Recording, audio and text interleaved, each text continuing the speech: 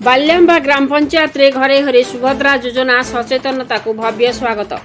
ढेंकानाल जिला सदर ब्लॉक बाल्याम्बा ग्राम पंचायत ठारे घरे घरे सुभद्रा योजना सचेतनता को बाल्याम्बा ग्राम पंचायत सरपंच श्रीमती लक्ष्मी राउत उपस्थित रे घरे घरे सुभद्रा योजना सचेतनता को ग्राम परिक्रमा कर भव्य स्वागत कर पंचायत समस्त ग्राम रे एही परिक्रमा करी लोकों को घरे घरे सुभद्रा योजना सचेतनता संपर्क में बुझाई। ए कार्यक्रम में समिति सभ्य जयकृष्ण पंडा समेत GLF president Kamala Raut, secretary Jhini Rani Pradhan और समस्त एसजी सदस्यों शताधिक महिला उपस्थित थिले। प्रहलाद मुदुली रिपोर्ट मसीहा न्यूज।